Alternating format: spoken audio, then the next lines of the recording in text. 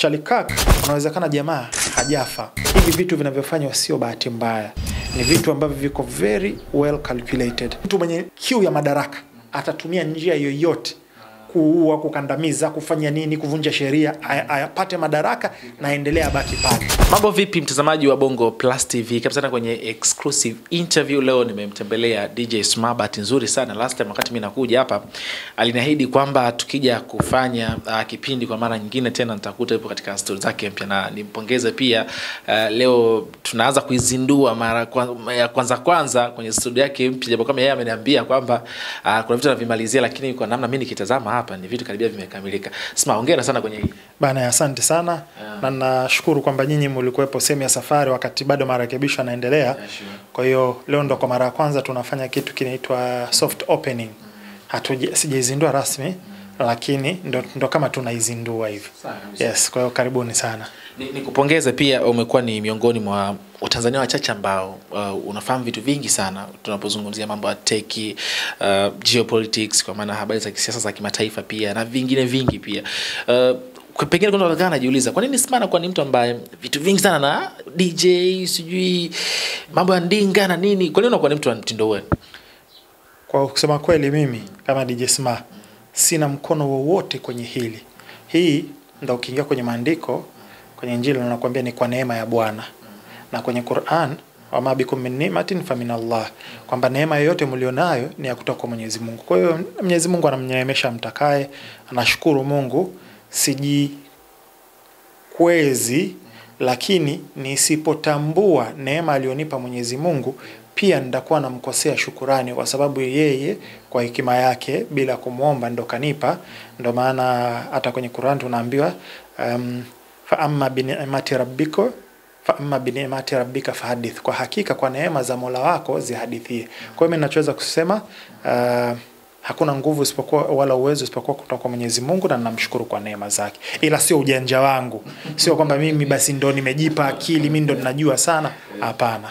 Lakini ndo akili, lakini ndo maana nasema ninatambua neema alionipa Mwenyezi Mungu. It's true kwamba najua Mwenyezi Mungu amenipa akili, sio ndogo, ni kubwa, kwa sababu watu wanayoona ni madogo kuliko ambao mimi ninayajua na ninayoyafanya. Umeona? Kwa hiyo namshukuru Mwenyezi Mungu, alhamdulillah. Unajua binadamu tumeomba kusahau. Moja vitu ambavyo DJ Sma alisha kuvizungumza na watu waka-approve na kaamini kweli. Mimi mara kwanza kabisa nileka attention yangu, nikasema ngoja nisikilize hichi kitu. Ulitabiri kuhusu ujio wa rais mpya wa Marekani. Ulisema kabisa kwamba naona baada ya tukio la Rais Trump kupigwa ile risasi kamkosa, ukasema hii itakuwa imempa kama gia na atakuwa na advantage za kushinda, na kule kaje katokea vile. Imekuja pia kwenye vita ya Iran pamoja na Israel, ukasema kabisa kwamba hizi vita naiona haitazidi wiki mbili na tutaona mtu wa kwanza ambaye ataomba ilikuwa ni Israel, na ikatokea vile vile kweli. Kwa hiyo kwenye hili pia una maua yako pia. Hivi katika vyote hivi siasa, tech pia na mengine, music pia, kwa sababu una idea sana, ni kipi ambacho unakipenda sana kwa panawe? Mimi naweza kusema na ila vyote vimeunganishwa na kitu kimoja ambayo ni elimu. Mimi Mungu amenijalia kiu ya elimu.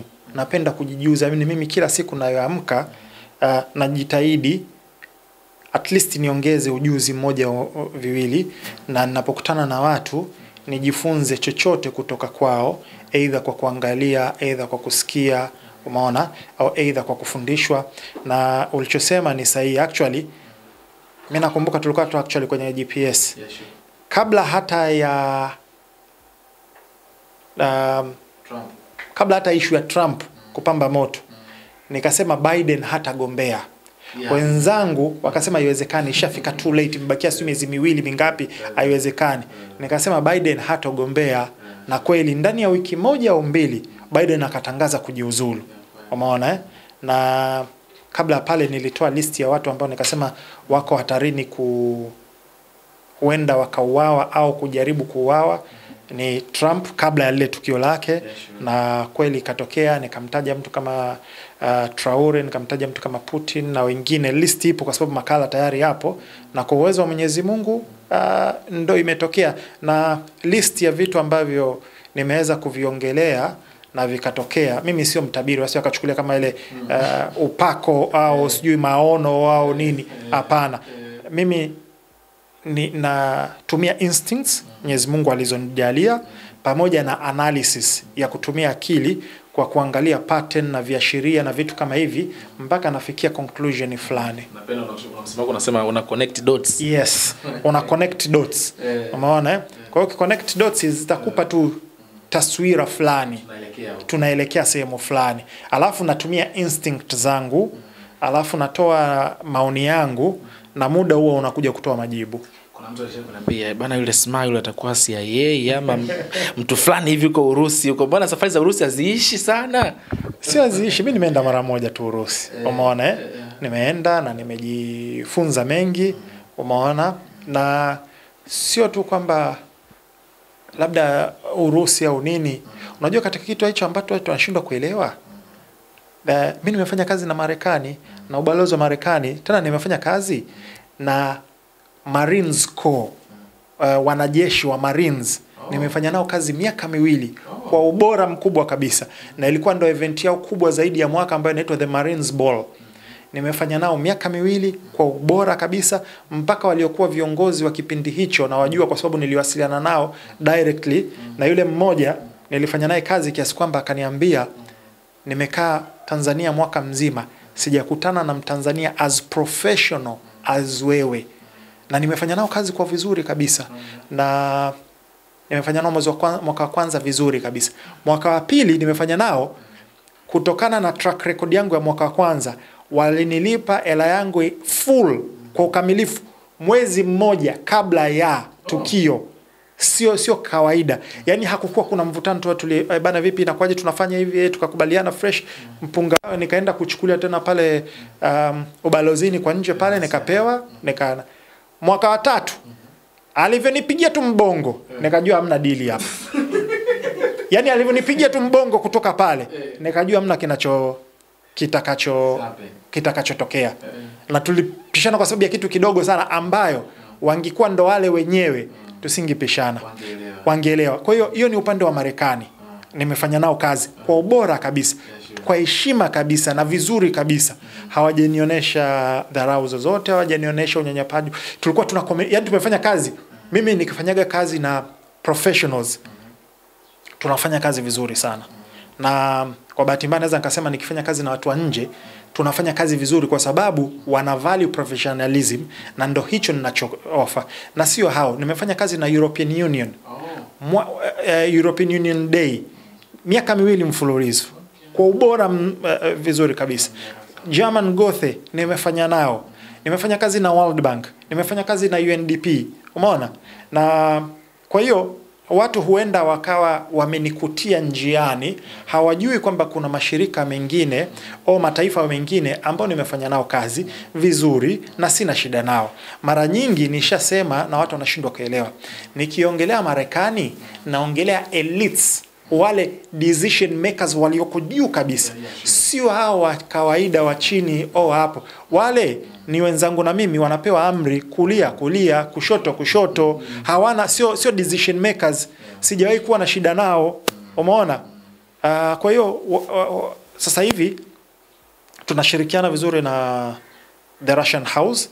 Tunashirikiana, lakini haizuii kushirikiana na watu wengine. Kwa hiyo kuna watu tu, na mpaka leo hii ukiingia kwenye Instagram yangu, kazi ambazo nimezifanya nimepin pale kazi 3.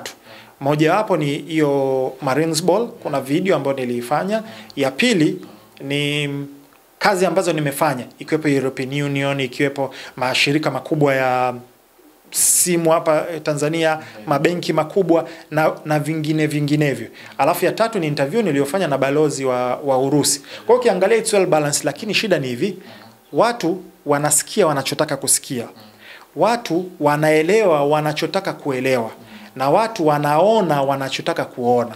Kwa hiyo kama ndio hivyo unavyosema, kwa wengine wanasema kwamba labda issue ya Urusi peke yako nini.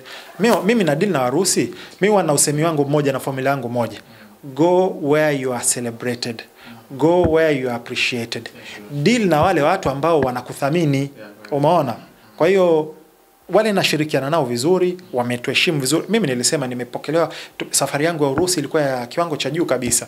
Nimepokelewa vizuri kabisa, na sehemu tulizoenda tumeenda vizuri, sehemu nzuri kabisa. They appreciate me, I appreciate them.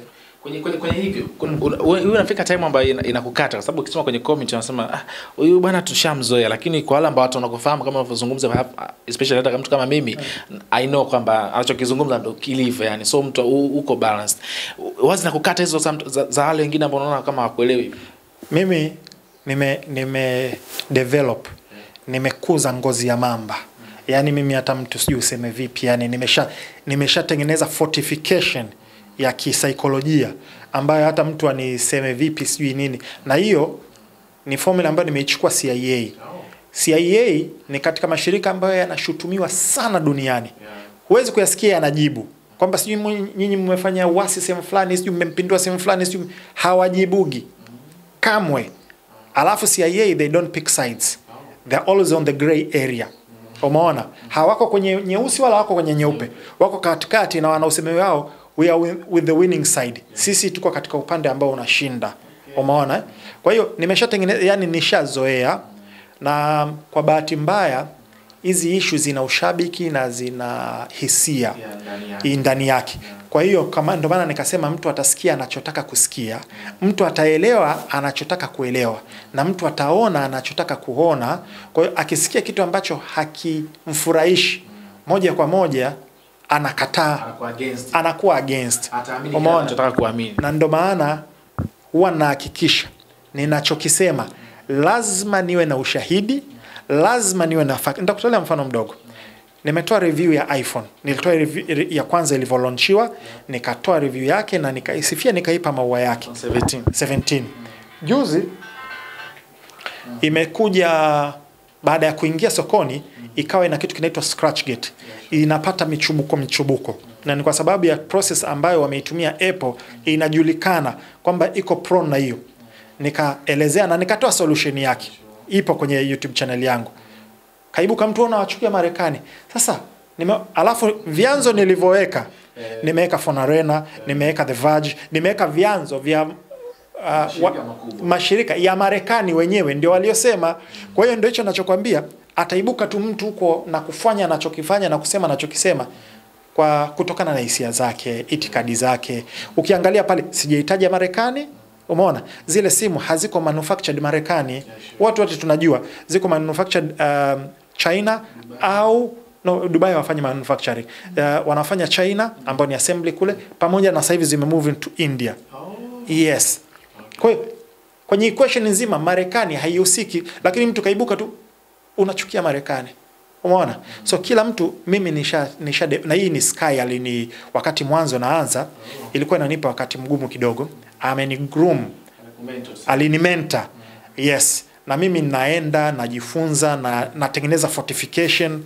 Mimi wana invest sana kwenye akili yangu. Ndo asset namba moja ya kwangu ni akili yangu. Kwa hiyo na invest katika kuiboresha, katika kufanya maamuzi na vitu kama hivyo. Okay, nikupongeza sana kwenye hilo.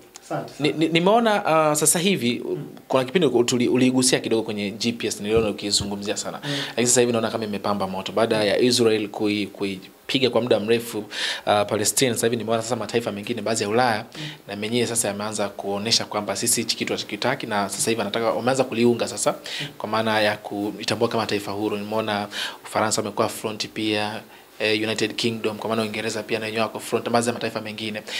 Ina maana gani hasa hii katika siasa za Israel na Palestina na Umoja wa Ulaya ule na Marekani kwa ujumla kuamua kuitambua Palestina kama taifa huru, na huko Marekani na Israel wakiamua kupinga, wakiendelea na hilo? Ni mwendelezo wa mazingaombwe, kwa sababu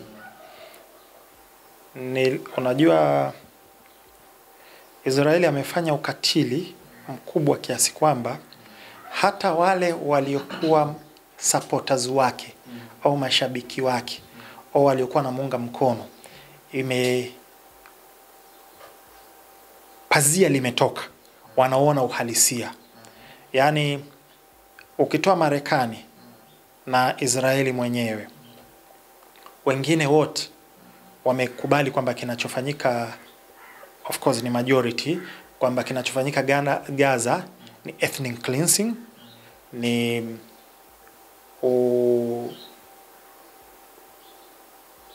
uondoaji. Unajua, najaribu kwa sababu najua hii itapanda YouTube, kuna baadhi ya maneno wanayasensa, wana algorithm ambao wanasensa. Kwa hiyo nitakuwa makini katika utumiaji wa maneno ili wasisensa. Kwa hiyo lile J, no, sa, D wamekiri kwamba lipo. Umeona? Na kuna ba la njaa la kutengeneza, kwa sababu kuna msafara mkubwa wa vyakula viko katika mipaka. Ukiruhusiwa kuingia pale, unaondoa tayari ba la njaa. Na mashirika yote ya kimataifa, kuanzia Human Rights Watch, kuanzia Amnesty, kuanzia Umoja wa Mataifa, kuanzia UNHCR, wewe zilisti zote wamesema kwamba kinachofanyika pale ni mauaji, kuna kutumia chakula kama njaa kama silaha, umeona, na vitu kama hivyo. Yes. So huwa napenda kutoa mfano. Wajenzi wanapojenga ukuta au hata gorofa, kuna kitu kinaitwa expansion joints, ambayo pressure inapokuwa kubwa sana, badala ya ukuta mzima kuanguka au badala ya jengo kubwa sana kuathirika, ile expansion joint inaruhusu kuhimili ile athari ambayo inatakiwa itokee. Kwa hiyo hichi wanachokisema tunatakiwa tukieke kina athari gani? Kwamba kwanza, Umoja wa Mataifa rasmi, kuna ile General Assembly ile na baadhi ya baraza, wengi wanaitambua Palestina kama taifa, lakini Umoja wa Mataifa rasmi kuitambua Palestina kama taifa bado.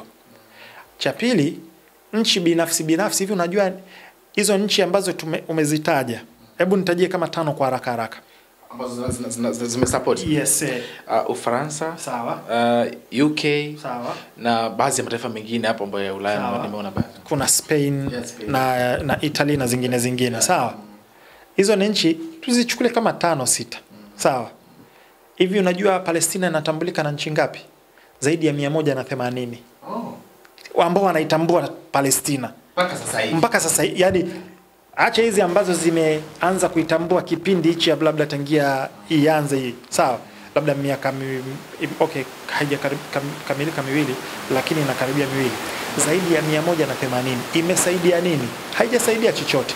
Hawa wanaoitambua ni idadi ndogo kuongeza katika idadi kubwa ambayo tayari walikuwa wanaitambua. Kwa hiyo raia watapiga tukelele, lakini kiuhalisia decision makers wamewekwa pale na wao. Ndio maana watapiga kelele ili kujivua kidogo. Nimekwambia kama ile expansion joint zile, kuonekana kwamba unajua mfano kama polisi kuna nakwambia bad cop good cop, kwamba kuna askari mkali na askari mshikaji. Yes. Kwa hiyo ndo hicho kinachoendelea. Sasa hivi kuna mkutano ambao unaendelea huko Ulaya, mataifa hayo, na ni Trump pia ameenda huko. Nadhani sio Ulaya, nadhani namaanisha Umoja wa Mataifa. Ya UN, yes, ambako pia Trump pia alikuwepo. Unaona kwamba kuna tamko lote ambazo akalitoa Trump ambapo pia zikafanya sawa wanaozungumza maneno wakarudi nyuma? Of course amewapiga biti na kuachana Umoja wa Mataifa, na alichokisema ni kutoa vitisho katika Baraza la Usalama la Umoja wa Mataifa. Sasa mimi naangalia vitu kwa jicho la tofauti. Kinachoandaliwa sasa hivi na hii tutakuja kuigusia huko mbele ili tu join dots vizuri,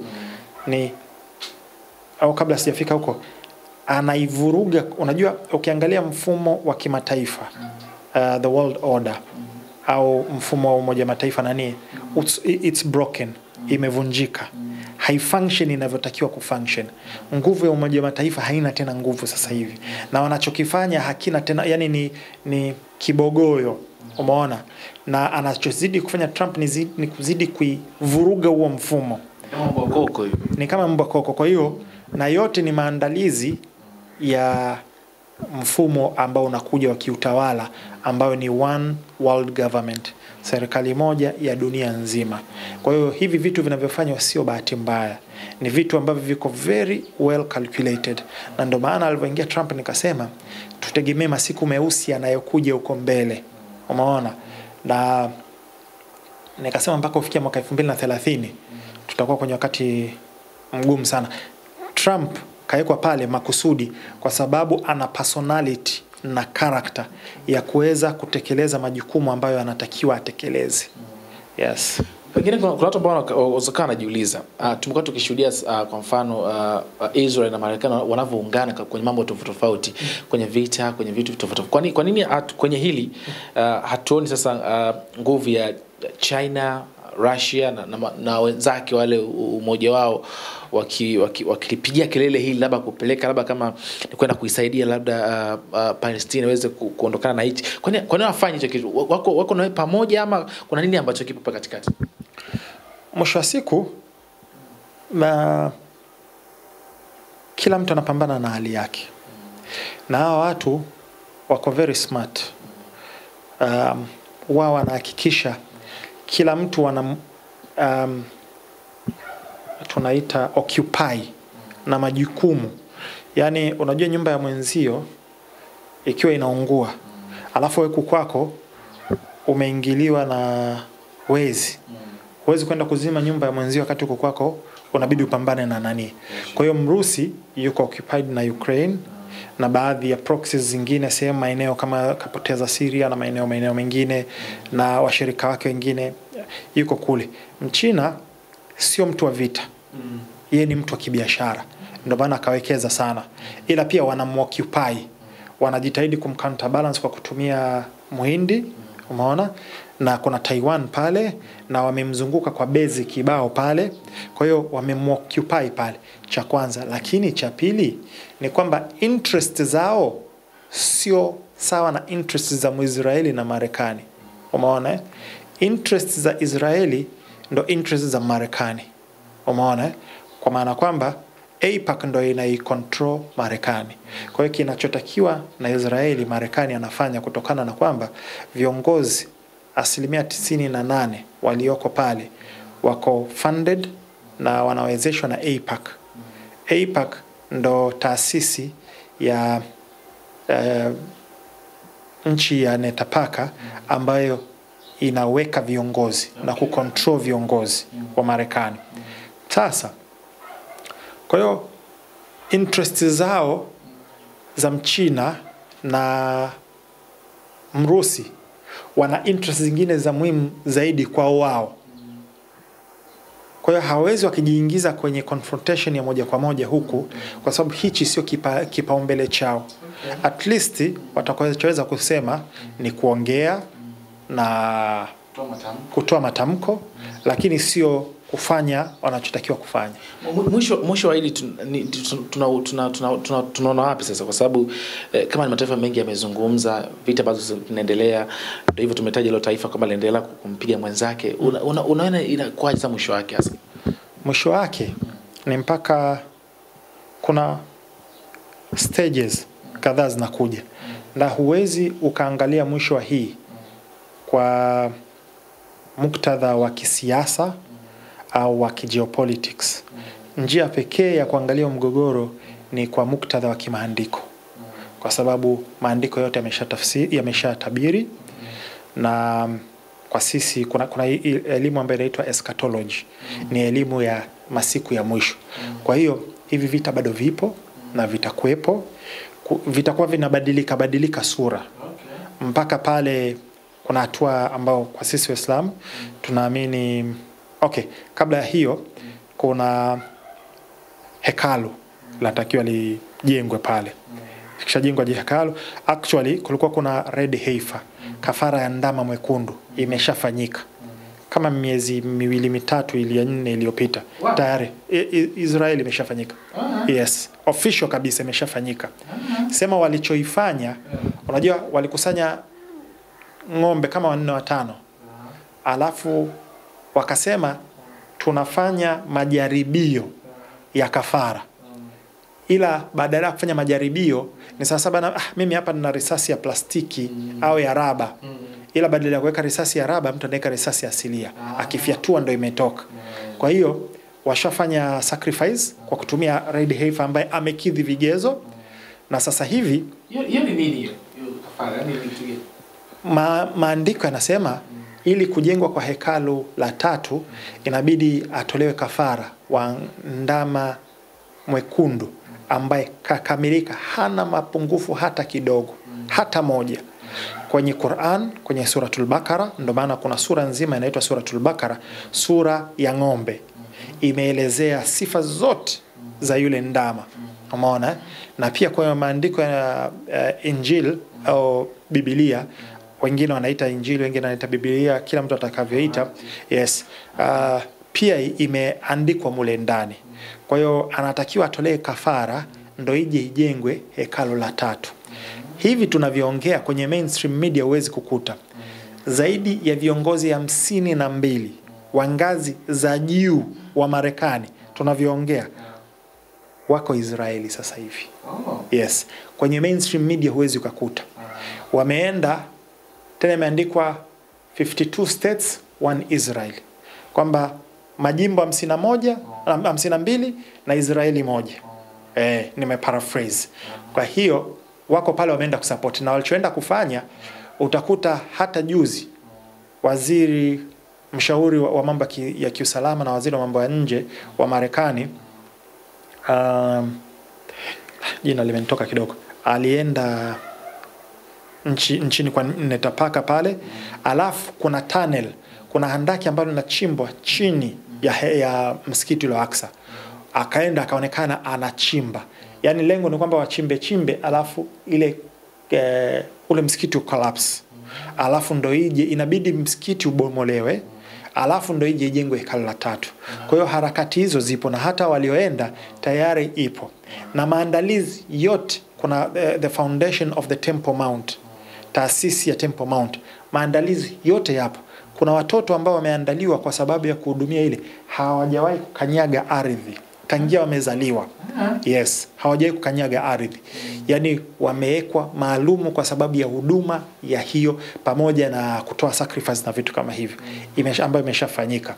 Kwa hiyo kuna hekalu itabidi lijengwe. Umeona dalili hizo ambazo zimetafsiriwa kwenye maandiko. Alafu yote ni maandalizi ya mpinga Kristo, Masihi Dajjal, kwa sababu Wayahudi wanaamini kwamba especially wanaofuata Talmud, unajua kuna aina nyingi ya Wayahudi na nimeshachambua wote. Wanaamini kwamba Yesu sio Masihi, Yesu sio mtume. Wao wanaamini kwamba Yesu ni muongo, mpotoshaji. Na kwenye vitabu vyao Talmud imeandikwa kabisa kwamba sasa hivi tunavyoongea Yesu yuko motoni, anachomwa kwenye chungu ambacho kimejaa kinyesi. Hiyo ndio imani yao wao. Kwa hiyo hawamwamini Yesu. Sawa? Inamaanisha nini? Wao wanamsubiri Masihi wao. Ni Masihi yupi? Ndio Masihi Dajjal, ndio mpinga Kristo, ndio anayemsubiri. Wakristo na Waislamu ndio tunamwamini Nabii Isa na ndio tunaimsubiri aje. Umeona? Tofautiana kwenye tafsiri, lakini ndio tunaimsubiri aje. Kwa hiyo inabidi aje. Kuna mtu anaitwa Al-Mahdi Al-Muntadhir ambaye pia ni kiongozi katika zama za Kiislamu ambaye anasubiriwa aje. Alafu atakapokuja Masihi, taifa la hawa Waisraeli hao ndio litakuwa taifa dominant, litakuwa lenye nguvu zaidi duniani, ndio litaongoza dunia. Ndio maana wanaidhoofisha Marekani. Vitu vingi sana ambavyo Marekani anafanya vinaidhoofisha Marekani, na Israeli anazidi kupanda juu. Yote ni mpango wa kumdhoofisha Marekani, ili Israel ambayo inaongozwa na Zionism, ambayo kwa nje ni atheist, watu wasiomwamini Mungu. Muasisi wa Zionism na hii taifa la Israeli sasa hivi anaitwa Theodor Herzl, alikuwa ni atheist, asiyemwamini Mungu. Lakini utashangaa huyo ndo katumia kwamba ili taifa limeahidiwa kwetu, lakini yeye amwamini huyu Mungu. Umeona? Alafu kuna uchambuzi wa barua ya alikuwa Freemason 33 degrees Albert Pike, nishaelezea, iko kwenye YouTube channel ya DJ Smart 255. Alielezea kwamba vita vya kwanza vya dunia vitapiganwa itakuwaje, vya pili itakuwaje, na vita vya tatu vya dunia vitapiganaje. Umeona? Na ikasema ni kwa kuwapiganisha political Zionist ambao ndo hawa kina Netapaka pamoja na the Muslim Arab world, na hizi nchi za Kiarabu zitapigana, alafu zitadhoofika, alafu hizi nchi zingine zenyewe zitakuwa ziko busy na vita vyao. Pale sasa ndo wao watanyanyuka sasa wao na kutawala dunia, na masihi wao ambaye ndo wanayemwamini atakuja kujitangaza yeye ndo Mungu, alafu watatawala dunia. Then itakuja sasa Nabii Isa alayhi salam, si tunayemwamini, Yesu kwa ndugu zetu wa Kristo, atashuka na ataenda kumuua mpinga Kristo katika milango ya mji mtakatifu wa Yerusalemu, katika mipaka yake atamuua. Kwa hiyo kwa hivi vita bado sana sisi tumevikuta, tutakufa, vitaendelea, bado kuna mtiririko, kuna vita vikubwa vitakuja vipigano ambao ndio Third World War ambao vitahusisha nuclear. Mtume sasa alishatafsiri kwamba kutakuwa kuna moshi mkubwa ambao utaenda juu, umeona, na katika watu 99 watakaopigana ata survive mmoja. Kwa kila watu 99 watakaopigana na survive mmoja. Umeona? Kwa hiyo kuna utabiri mwingi ambao huenda nikaifanyia kazi, nikaiandaa theological kwenye upande wa elimu ya mwisho wa dunia au elimu akhir zaman, tukaichambua. So kuna matukio ambayo yanaendelea. Hii ngoma bado mbichi, bado nzito. Ila ninachotaka kuambia watu, kila mtu atahukumiwa kwa alikuwa anafanya nini wakati huu, kwa sababu unafundishwa kwamba yeyote atakayeona uovu akiweza kuzuia kwa mkono wake basi azuie, akishindwa kwa mkono wake azuie kwa kauli zake, akemee. Akishindwa hata hivyo basi achukie ndani ya moyo wake, asiridhike nayo. Kwa hiyo japokuwa hivi vita bado vipo, sisi ambao tuko sasa hivi tunavishuhudia, tutakuja kuhukumiwa, kwa sababu maandiko yanasema aliyeua mtu mmoja ni kama kaua jamii nzima, na aliyeokoa mtu mmoja ni kama ameokoa jamii nzima. Tutakuja